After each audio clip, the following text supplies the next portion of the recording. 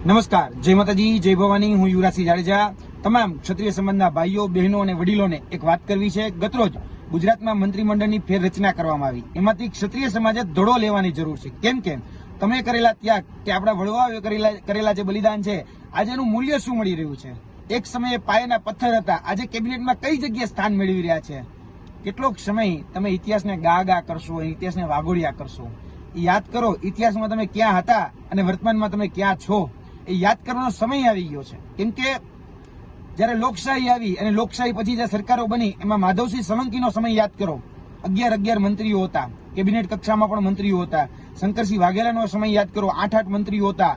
અમરસિંહના સમયમાં 8 મંત્રીઓ હતા. અરે નરેન્દ્ર મોદી સાહેબ જયારે ગુજરાતના મુખ્યમંત્રી હતા તો ત્યારે પણ ક્ષત્રિય સમાજ એમાં શોભા વધારતું હતું. આનંદીબેન પટેલ હોય કે વિજયભાઈ રૂપાણી હોય, દિગ્ગજ નેતાઓ જે છે એ ક્ષત્રિય સમાજના એ મંત્રી પદ ઉપર શોભા વધારતા હતા. ક્યાંય દિગ્વિજયસિંહ ઝાલા, આઈ.કે. જાડેજા, કિરીટસિંહ રાણા જે આપણા વન પર્યાવરણ મંત્રી હતા, જયદ્રથસિંહ પરમાર જે આપણા પંચાયત મંત્રી હતા, પ્રદીપસિંહ જાડેજા ગૃહમંત્રી હતા, ભૂપેન્દ્રસિંહ ચુડાસમા જે આપણા શિક્ષણ મંત્રી હતા. અને અત્યારે તો કે 2 પદ આપવામાં આવ્યા છે કેવા પૂરતા, રીવાબા જાડેજા અને બીજા આપ્યા સંજયસિંહ મૈડા. શું આપ્યો પદ, હોદ્દો શું આપ્યો? તો કે રાજ્ય કક્ષાના મંત્રી. અરે ક્યાં રાજ્ય કક્ષાના મંત્રી અને ક્યાં કેબિનેટ કક્ષાના મંત્રી? જોવા જઈએ તો આ બંનેમાં જમીન આસમાન જેટલો ફરક છે. ફક્ત ફોટો સેશન કરાવવાનું અને જે નાકાઓ કે એક પૂછી અને કારી અને કામ કરવાનું. બાકી પોતાની રીતે કોઈ જ પ્રકારનો નીતિ વિષયક નિર્ણય એ જાતે ન કરી શકે. અને નીતિ વિષયક નિર્ણય કરવા માટે સમજતા જ 2 વર્ષ ક્યાં પૂરા થઈ જશે ને એ ખબર પણ નહીં પડે. બોર્ડ, નિગમ આજે એકેય જગ્યાએ આપણે ક્યાંય છીએ નહીં. બધી જ જગ્યાએ કાકરી કાઢ નાખી છે. સહકારી ક્ષેત્ર જોઈ લ્યો તો સહકારી ક્ષેત્રની અંદર ગુજરાતના આટલી સહકારી સંસ્થાઓ છે, ડેરી છે, બેંક છે, બધું જ છે. પણ એ સહકારી ક્ષેત્રમાં આજે ક્યાં છીએ આપણે? તો કે ક્યાંય નહીં. એટલે ક્ષત્રિય સમાજ વિચાર કરે કે શંકરસિંહ રાણા જે આપણી મધુર ડેરી છે એના સિવાય મને યાદ કરાવો કે કોઈ પણ સહકારી ક્ષેત્રમાં આપણે મોટા હોદ્દા ઉપર ક્યાંય આપણે હોય. બાકી બધી જ જગ્યાએ જે સહકારી ક્ષેત્રની જે સંસ્થાઓ છે એમાં અન્ય સમાજના લોકો આજે પોતાના બળબુદ્દા ઉપર બરાબર એ ક્યાં સુધી પહોંચી ગયા છે. અને વાત રહી કે ભાજપનું સંગઠન, તો એક સમય હતો કે ભાજપના સંગઠનમાં પણ ક્ષત્રિય સમાજનો દબદબો હતો.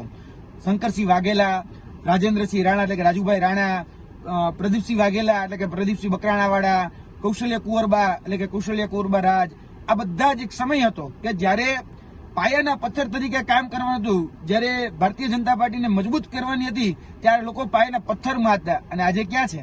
બધા જ ફેંકાઈ ગયા ને. આથી મને યાદ છે થોડા સમય પહેલા એક ઉત્તર ગુજરાતની મોટી ડેરીની અંદર હમણાં ચૂંટણી થઈ તો એમાં ભારતીય જનતા પાર્ટીએ ક્ષત્રિય સમાજને મેન્ડેટ નું આપ્યું.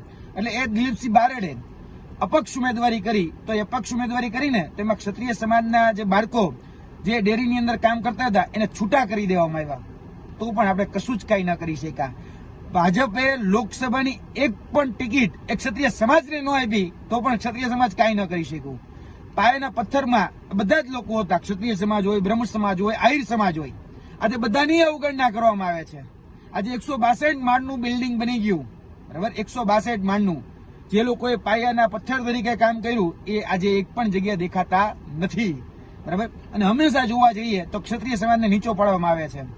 રામલીલા જેવી મૂવી જોઈ લો, પિક્ચર જોઈ લો, પદ્માવત જેવી મૂવી જોઈ લો.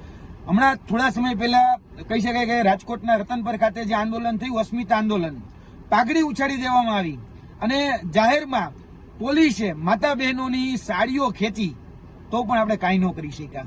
અને થોડા સમય પહેલા મને યાદ છે કે નરેન્દ્ર મોદી ઉપર એક પ્રોડ્યુસરે ફિલ્મ બનાવ્યું તો એ આખી મૂવી હતું બેન કરી દેવામાં આવ્યું અને મૂવી આખા ભારતમાં ક્યાંય રિલીઝ કરવામાં ન આવ્યું.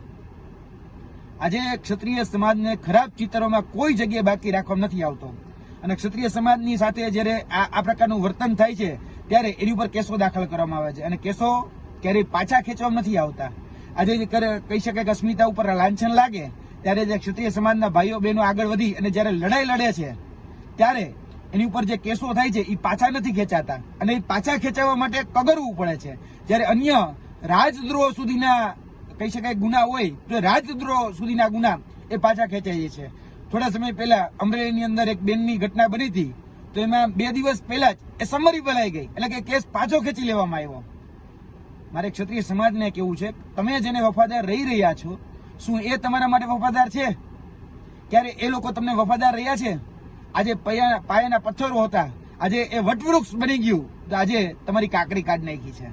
એટલે હમણાં ઓલું નવું ચાલુ થવાનું છે કે મ્યુઝિયમની ડુગડુગી વાગવાની છે, એટલે પાછા બધા જ લોકો એ ડુગડુગીમાં ઇતિહાસ ગાવા લાગશે, વાગોળવા લાગશે, ચાવવા લાગશે.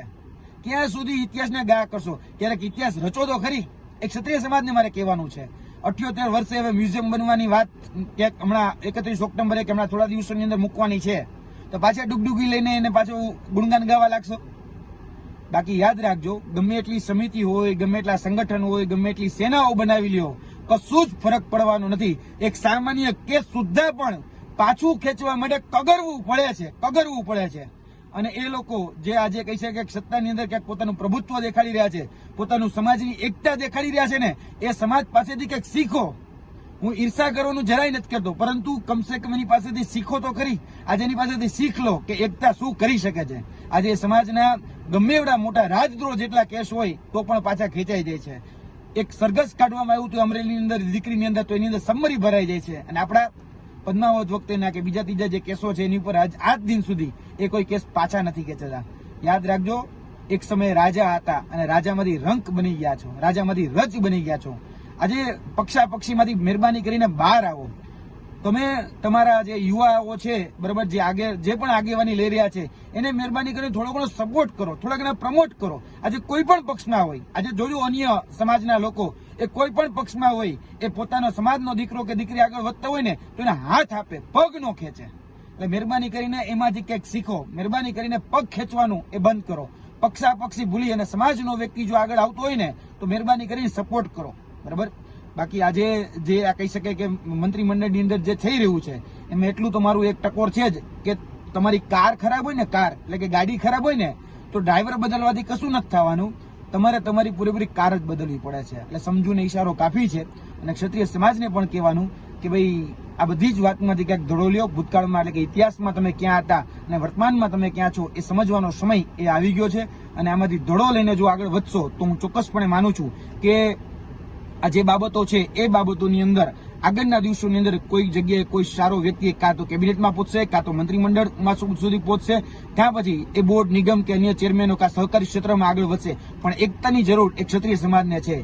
કે ખોટું લાગ્યું હોય તો માફી ચાહું છું, પરંતુ ક્ષત્રિય સમાજને આ વાત ગઈકાલનું જે મંત્રીમંડળનું જે કહી શકાય કે ફેરબદલી કરવામાં આવી એમાંથી ધડો લેવાની ખાસ જરૂરિયાત છે. જય માતાજી, જય ભવાની.